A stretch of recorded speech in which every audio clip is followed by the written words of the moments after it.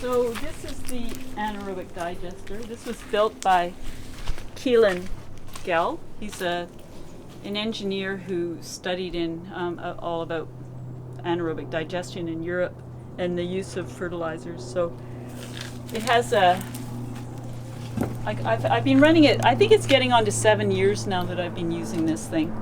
So it has a sink here, and I just dump a 5-gallon bucket from my kitchen of all the gross stuff, and it goes in here, and I add some fluid, and I just macerate. It goes through an incinerator, and just turns it into a slurry. And you can come here and see that there's a 45-gallon drum, and that's open for the slurry, and it's all on controls. This is the incinerator for mushing it up. Okay, yeah. And really high quality machine. And so I'm going to turn on the machine, and you can see that there's paddles that turn inside to keep it in suspension, and then there's a little sump pump running off DC that pumps for like 8 seconds a day to put it through into this sealed tank. That's the anaerobic digester, and it's surrounded by heat cables, and it's on a thermostat. And so as the gas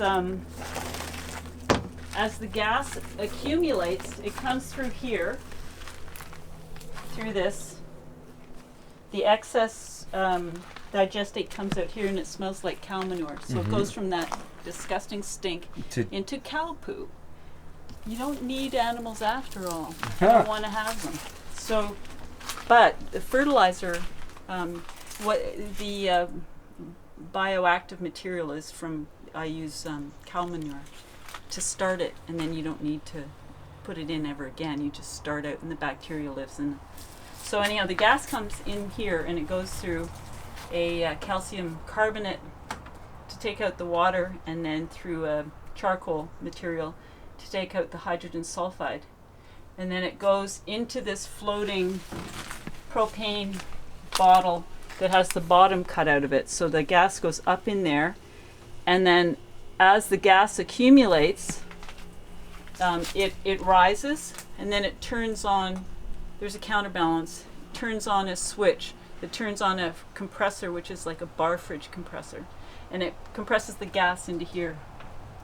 So then I'm just using these at about 120 psi. I'm keeping it below because the lines going into my greenhouse are 120 psi.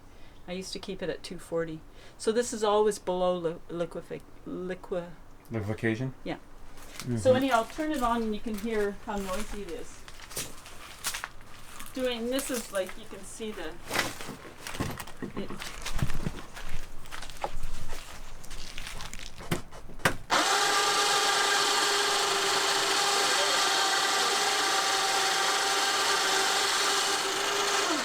So now that's reset, and then the pump won't come on for 24 hours, but the paddles will come on every 8 hours, and just for like 8 seconds or 6 seconds. And so it's all done with a control panel.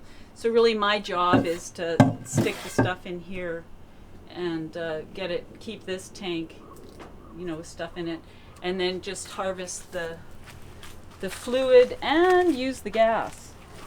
So I take the fluid out, and I just put it through, it's very basic, I put it through a screen and get the solids, and then dry them, and then they become like just a fertile.